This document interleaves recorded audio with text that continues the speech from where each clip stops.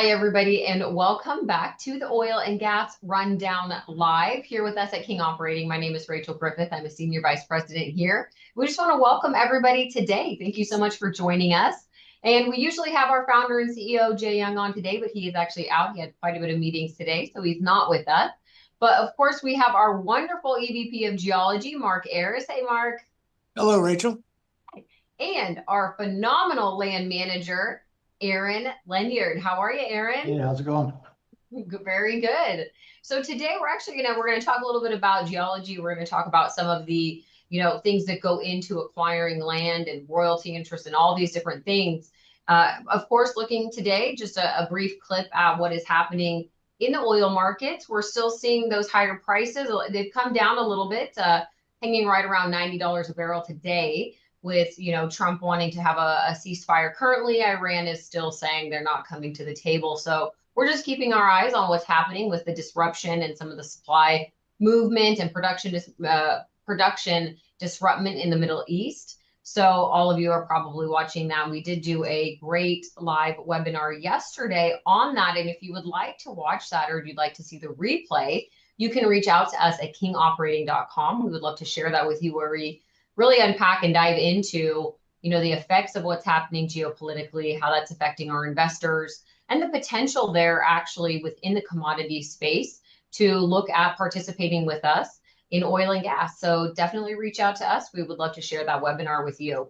So jumping in today, Mark, let's talk about some things in geology and the role that geology plays, in finding and developing oil and gas. So maybe for somebody who's new to the industry, let's just start with, how do you find oil and gas?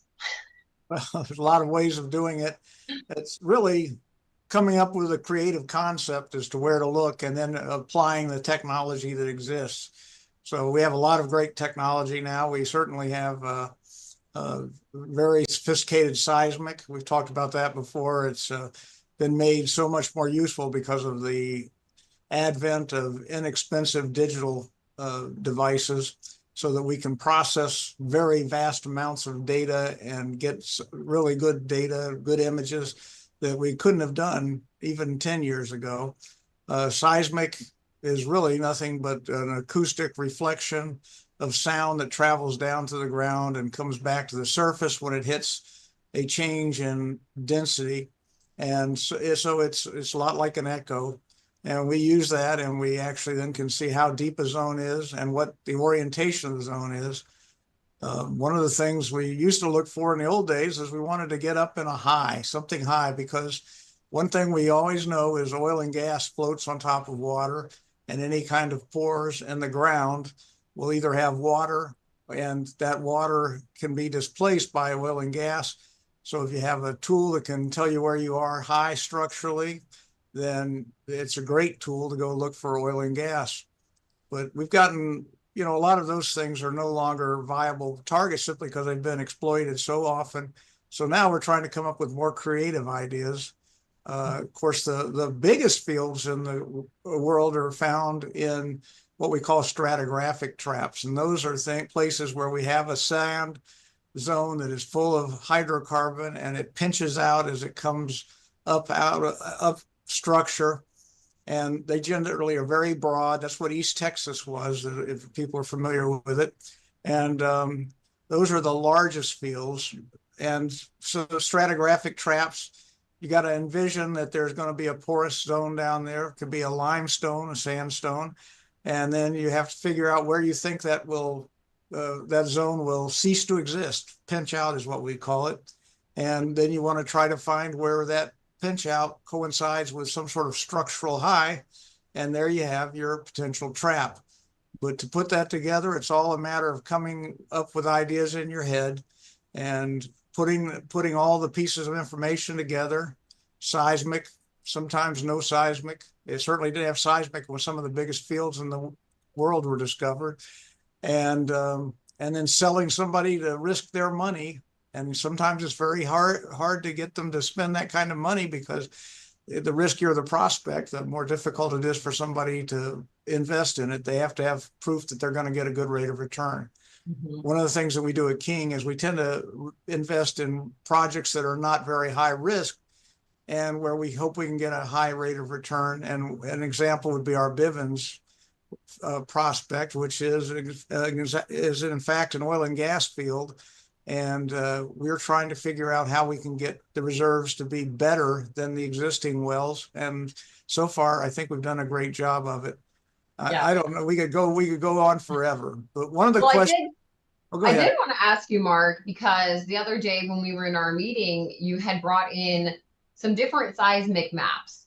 And then I believe you showed a second one that you have a company that you work with that even does a different type of seismic tracking or something like that. Is that correct?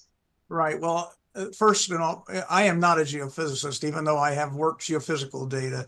So we have people that are specialists in how to manage the data and to analyze it. And so we've hired a consultant out of Amarillo, and he has some different processes that he can use to make the data more effective at identifying features in it. And in that case, we showed you what we would call a geohazard. We were drilling our well in Bivens Ranch, and we suspected there might be a small fault.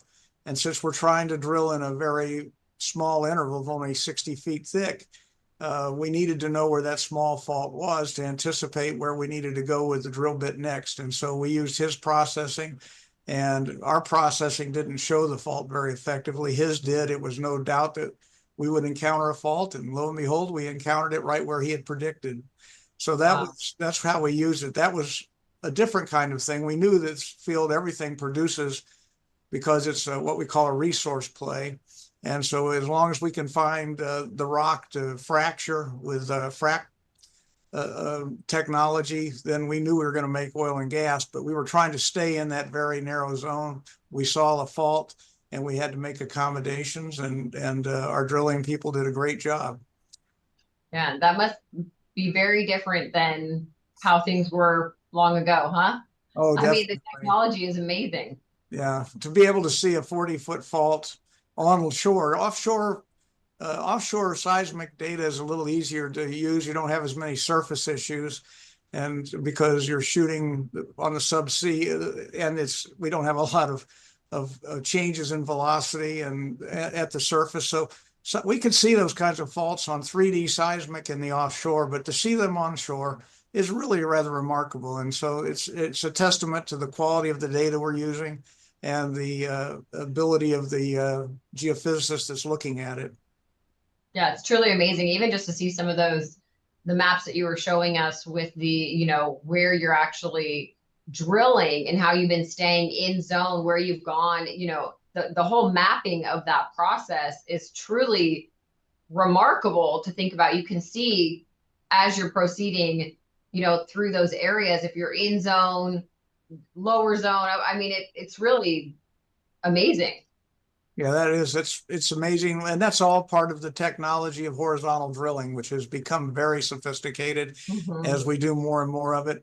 That's something we wouldn't have even thought of 20 years ago. And now it's something that people do constantly. So that's an example of where geologists, now aware of the kind of things we can do with 3D and horizontal drilling, might have ideas of where to find oil and gas that wouldn't have been viable 20 years ago. So, wow. Yeah, there's a lot that has changed the game. And I think even when speaking to investors, they kind of sometimes, new investors still have this thought in their mind of the dry hole, this looming dry hole idea. And then kind of just explaining to them some of the processes we're talking about, how it's really changed the way that oil and gas are actually found and produced, and how much it has kind of limited that risk in areas when you have good geology, you have good seismic. It really lowers the possibility of just finding nothing, which right. I think in the past that was a real thing.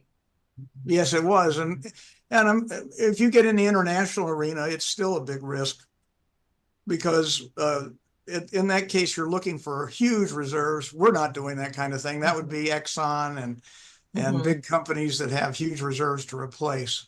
But that's still, you can drill dry holes. You can even drill a well that has oil and gas in it, but it's so far away from any kind of infrastructure that you have to plug it. You can't justify the money to complete it and hook it up. And that's a real challenge in an international arena. Yep, yep. Very, very interesting. All the different types of drilling that's done around the world. And, for us, we are definitely staying in that, I'll call it a safe but sweet zone of working in, places like Bivens Ranch and Mid-Continent, and finding those locations where we know there's hydrocarbons, and using all the fancy fun tools that Mark has over there. Mark's got a lot of fancy things. Aaron, do you have any fancy things in your office? No, it's pretty straightforward. Other than I'd say the one thing that's really changed is the ability to do mineral and title searches, trying to determine who the Oh, owners are. A lot of that you can do online, and 10 years ago that wasn't the case. You had to man. drive to the courthouse in each county and do research the records, and a lot of that's online. So that's kind of to me, the big technological edge that we get to that we utilize now. But I am amazed at what I see on Mark's seismic maps. And the one thing is, it doesn't make much sense to me. If it's bright yellow, I tell him, oh yeah, that must be where the oil is. Well, I know there's a lot more to it than that. But that's why we have Mark, and he can tell us, kind of make sense of all these squiggly lines and bright colors. And but there's a lot of really sophisticated technology that goes into it. But Yeah, it's amazing. Mark sees a lot more than what I see. I'm like, okay, this color is good, and right, this line is good. that's right. Good, perfect. Let's drill there. No, that's why we've got Mark there. But yeah, I can imagine, Aaron, that a lot of your job in the past, and for landmen in the past, looking at who owns what, who's the owner here. You had to do a lot of driving around, a lot in your vehicle, a lot at the courthouse, and technology probably has definitely, just really helped you guys be so much more accurate, even, and time efficient. That it cuts down more than anything, cuts down on cost of what it takes Yeah. to determine title. It wasn't unreasonable for it to take over a month. Going back and forth to the courthouse. There you're just pooling the records, and you'd have to take that back to an office or a hotel room and try to make sense of it all. But now a lot of that's consolidated, and can do a lot of that in the office. But I will say this: it's not foolproof.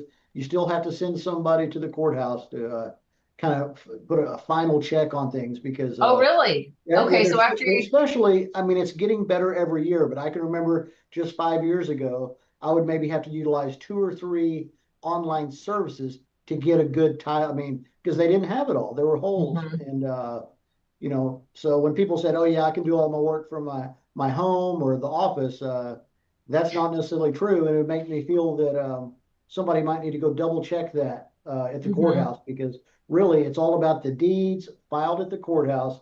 That is what determines the ownership. And but I yeah, can imagine. What are some of the oldest records you've come across in a courthouse? oh my God, goodness. Well, here in Texas, at least in the area that I started working at, they started drilling wells in 1918, 1919 in Mhm. North Texas. So you'll start, I can go back and find oil and gas leases, assignments of mineral interest going back to like 1920, which Wow. that's pretty neat. But several years ago, I was working for a company, and we were running title in Pennsylvania.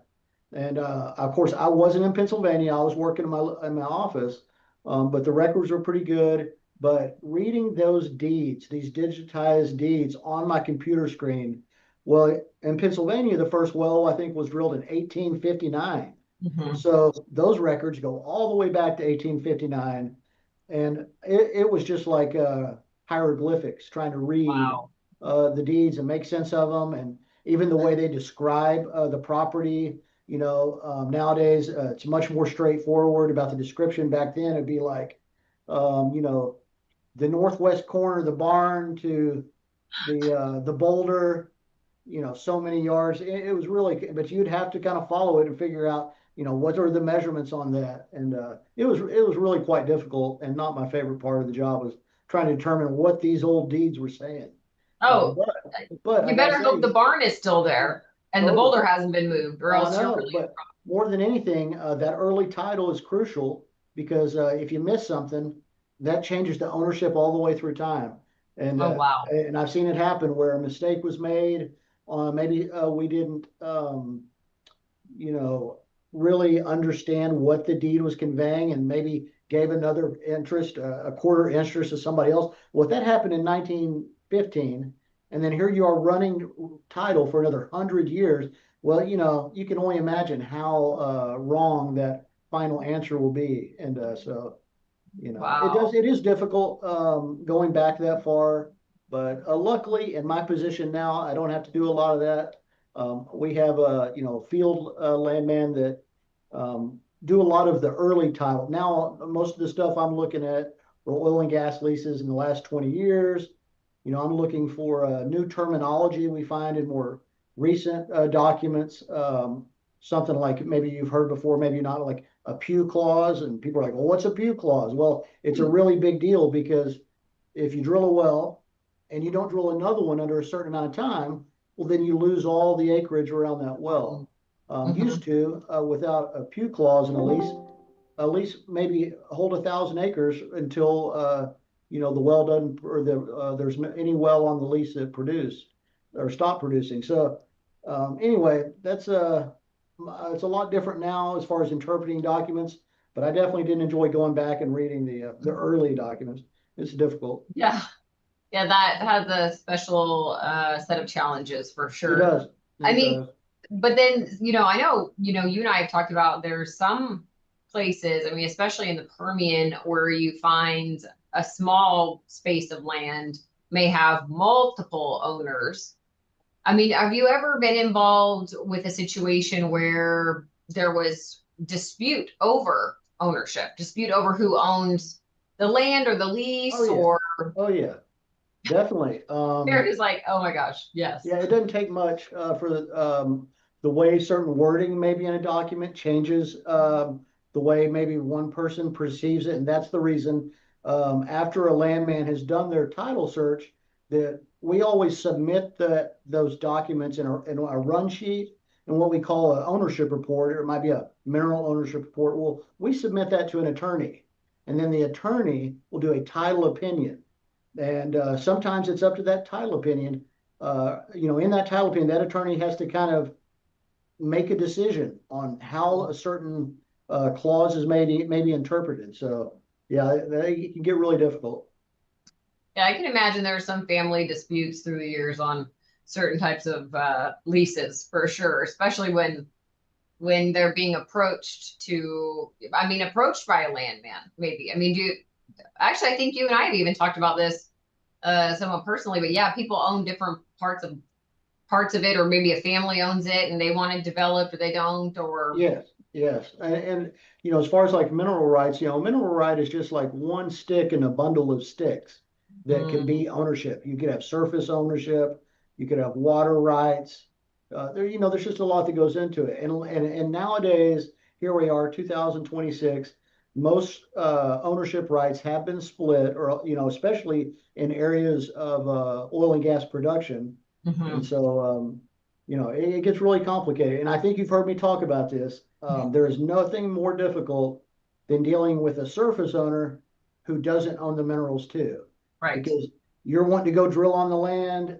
They can't tell you exactly, you know, in Texas, mineral rights are superior to surface rights. And I know there's kind of a struggle, but if you get a surface owner who doesn't own mineral rights and they don't want you to drill there, they can make it very difficult. Now, can they stop you? If you're doing things correctly, they can't. If you're doing things by the book and according to Texas Railroad Commission regulations, but I've seen surface owners really just make it really difficult by, you know, maybe they call the Texas Railroad Commission and say, hey, somebody's leaving some trash out. Just little things like that can make it complicated. Oh, And so they try to tell on you. They try to get you in trouble. big time. No, it's a tactic. I've seen it many a times where they're complaining to the Texas Railroad Commission, and you know, but it's part of nowadays. What I've seen on a lot of ranches in Texas aren't necessarily anymore the old ranching family that's passed it down for generations. Nowadays, for these large ranches, the families couldn't keep together. So what you have is wealthy individuals that maybe made money in the .com industry, or did something, but have now taken this money. They've watched Yellowstone. They want a ranch. Yeah. So and it's funny that happens a lot. I see it happen in North Texas, where I'm from. Is very few of the old ranching families are here. Is what you have is wealthy individuals, and they can make life really difficult for an oil and gas company. Because one thing, they're there to they want to they want to see their pristine ranch and keep it Right. beautiful, and they don't always want to be staring at a drilling rig. So it makes it difficult.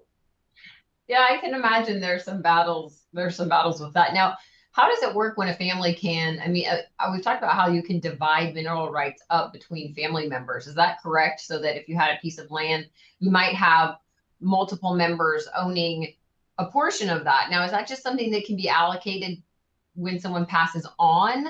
Yeah, Or that's a big part of it. Is landman. When we do a mineral title search, we're having to follow everything from probate records. If probates haven't been filed, then you're going to ancestry to figure out when this person passed away. Do they oh have wow, any heirs? I mean, and that's how a lot of mineral rights are passed on. Is somebody passes away, they're all distributed to family members or other designated heirs, and it's something that is just really prevalent. And nowadays, people don't know what to do with them. I mean, I can't tell you how many people are like, I'm a landman, so they were like, Aaron, should I hold on to these minerals or should I not? And I had a grandfather that said, you should never ever, to get rid of any minerals if you have them. Hold on to them as long as you can, because you never know when there'll be some energy development. But yeah, so, yeah, you see that a lot. And but I will say this: uh, minerals it's a really big business. Like here in Texas, you'll see tons of companies that are mineral buying companies, and that's kind of their specialty. Especially among landmen, there's a lot of landmen that work in the mineral space instead of kind of the regular development like we do here at King. Um, it must be very profitable for some, but I've seen a lot of people spend a lot of money on acquiring minerals in areas that turns out nothing was ever developed. So, that can be yeah. risky as well, unless you're somehow getting your hands on some minerals in Midland County or somewhere in the heart of Permian, and somebody's going to have to pay a pretty penny to acquire minerals in an area like that.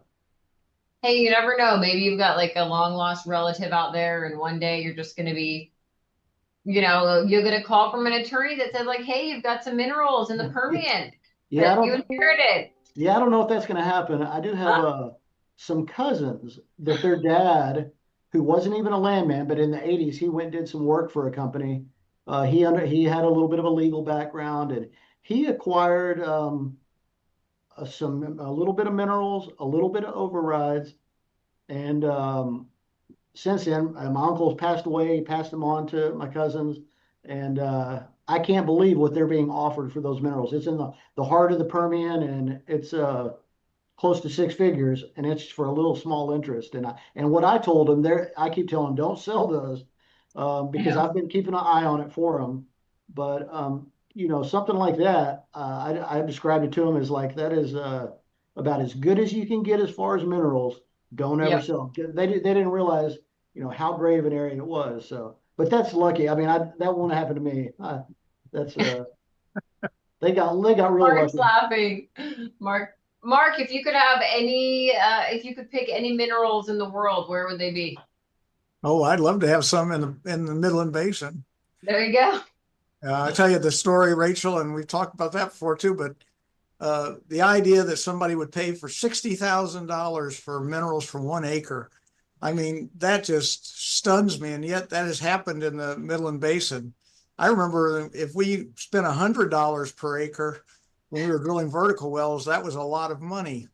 And so, fortunately, the people that own those minerals, I'm sure, have enjoyed the benefits of that. I'm sure they have. So, Aaron, same for you. If you could have minerals anywhere, where would it be? Well, I tell you what, my cousin's minerals in Reagan County look pretty good. All Um, right. yeah, I'm kind of with Mark. The Midland Basin, that area is about as good as you can get in the United States. Man, it's crazy to one day we should just do a live and go through the history of what happened in Midland and when it started, what it looked like over the years. It'd be very fascinating to explore some of that history and how all of that unfolded in such a, I don't want to say a random place, but I mean, Midland is a little bit out there. I mean, Yeah. Well, I think, Yeah, and they've gone through many booms and busts to get to this Yep. point. It's, you know. yeah, I wanted to add something about the Midland Basin because I remember, now that I'm an old guy, I remember back in, I guess this was in the 80s, that companies that owned minerals in the Midland Basin, they formed some of the big majors. It was dragging their prices down. So they couldn't get rid of those things. They had production. It wasn't good enough to bring the price of their stock up. So they actually formed a standalone company to hold those minerals because everybody thought that they would be of very little value. And now 30 years later, turn around and it's the most valuable part of the world. And so that just shows you the benefit of creative thinking. Mm-hmm. Absolutely. Oh my goodness. Imagine some of those people out there that sold their land or sold their leases, you know, early on and just didn't realize what was about to happen. I feel bad for them. I feel for them, but you guys, well, thank you so much, gentlemen, for joining me today. And for everybody out there watching, thank you so much for being with us on the Oil and Gas Rundown. Make sure to check us out on kingoperating.com if you'd like to learn more about what we do here. And we would love, again, for you to request to see our $100 oil webinar that aired yesterday. You can reach out via email through our website, and we would love to send you that link to watch the replay. So thank you, everybody. We'll see you back here at the same time next week. Thank you, gentlemen. Thank you, Rachel. Have a good day.